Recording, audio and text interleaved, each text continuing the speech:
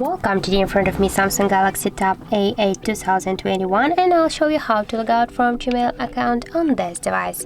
So first you should go into the Google application, Gmail application, and then click here, and you will see that we are logged in into two accounts at the same time.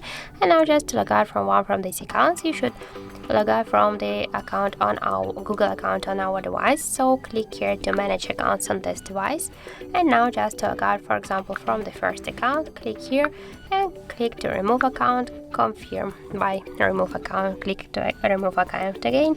And now as can you see that in Google account settings will stay only with one account, and now we'll check it in our application, and as can you see that in application we stay also only with one account.